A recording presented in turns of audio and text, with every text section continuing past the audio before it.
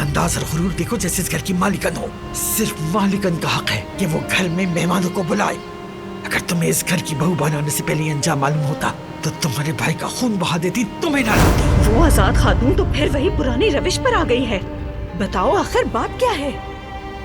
अम्मी, मैं एक पल भी सुकून से नहीं बैठती तुम।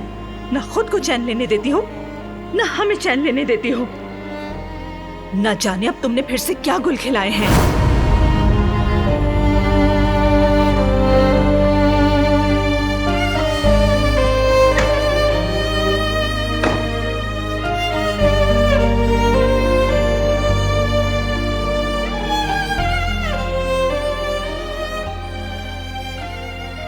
तुम्हारा बहुत शुक्रिया।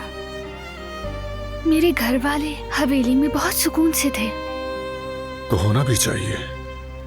अब भी वो खुद को मेहमान समझे तो ज्यादती होगी हमारे साथ।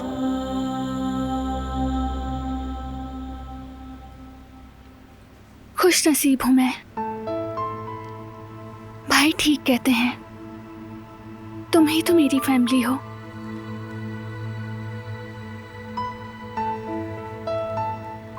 हाँ, तुम्हारा भाई बिल्कुल ठीक कह रहा था। तुम ही मेरी फैमिली हो, मेरा घर, मेरी जिंदगी, मेरी दोस्त और मेरी हमराज भी।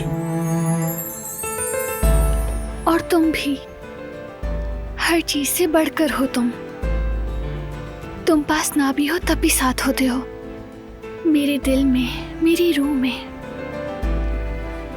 जहां देखो तुम ही नजर आते हो। कभी किसी फूल में तो कभी किसी किताब के जुमले में, बस तुम दिखाई देते हो मुझे। क्योंकि मैं हर जगह बस तुम्हें ही देखना चाहती हूँ।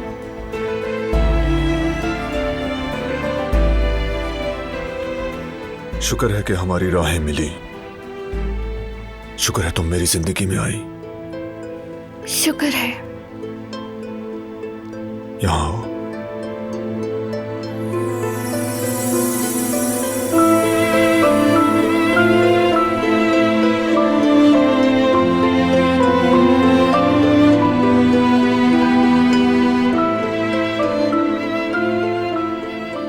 हम दोनों हम सफर हैं दिलान, और इस रास्ते पर हमने साथ चलना है आखिर तक।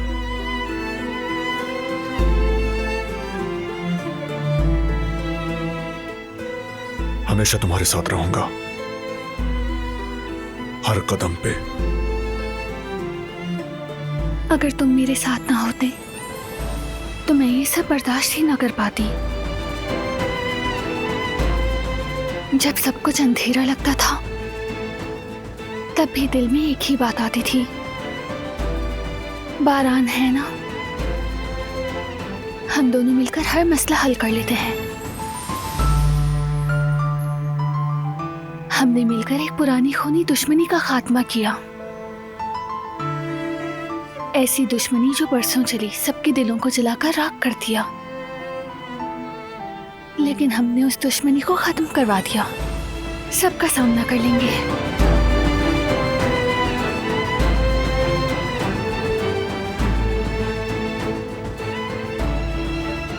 मौत के अलावा सबका। हाँ, मौत के अलावा सबका।